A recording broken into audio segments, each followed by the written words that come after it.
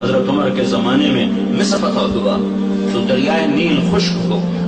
ہر سال دریائے نیل خشک ہو جاتا تھا تو مصر کے لوگ ایک جوان بچی کو پکڑ کر زیورات سے اس کے سجا کر اور اس کو پہنا کر اس کو جا کر دریا میں ڈبو دیتے تھے. وہ بیچاری زندہ اس میں غرق ہو کے مر جاتی تھی تو شیطان کا کوئی اس میں تصرف تھا کہ دریا کا پانی چڑھ جاتا تھا. تو عمر رضی اللہ تعالیٰ عنہ کے دور میں جب مصر فتح ہوا تو وہ مصری آ گئے عمر بن عاص کے پاس کہ دریا خشک ہو چکا ہے, ہم نے بچی کو ڈبونا ہے. حضرت عمر نے کہا اسلام اس ظلم کی اجازت نہیں دیتا. تو حضرت عمر نے کہا خط لکھا, 2 خط لکھے, ایک عمر بن عاص کو تم نے بالکل ٹھیک کیا ہے ایسا نہیں کرنا, اور ایک خط لکھا کسے دریائے نیل کو خط لکھا جائے. بیٹا باپ کی نہیں سنت, بیٹی ماں کی نہیں سنت, دریائے نیل کو خط لکھا جا رہا ہے.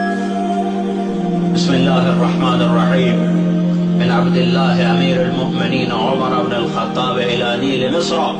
یہ اللہ کے بندے عمر بن خطاب امیر المؤمنین کا خط ہے دریائے نیل کے نام. ان کنت تجری من قبلک فلا تجری, اے نیل اگر تو اپنی طاقت سے چلتا ہے تو بند ہو جا.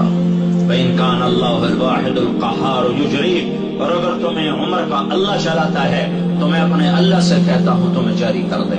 اور کہا عمر یہ میرا خط دریائے نیل میں ڈال دو. رات کو دریائے نیل میں خط ڈالا گیا, صبح 16 ہاتھ دریا چڑھ کے بہ رہا تھا. دوستی تھی, دوستی تھی. اللہ سے دوستی لگا لو, اللہ سے تعلق بنا لو, یہی سارے مسائل کا حل ہے.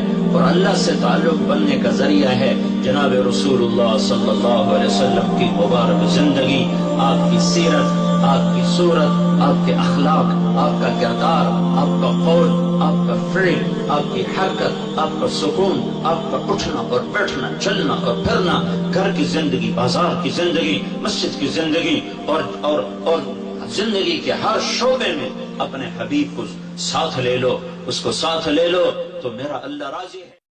دوستو ہمارے حوصلہ افزائی کے لیے channel life is mortar KPK کو سبسکرائب کریں اور ساتھ بیل کا آئیکن بھی دبائیں تاکہ آپ لوگوں کو نئے نوٹیفیکیشن ٹائم پر ملتے رہے. شکریہ.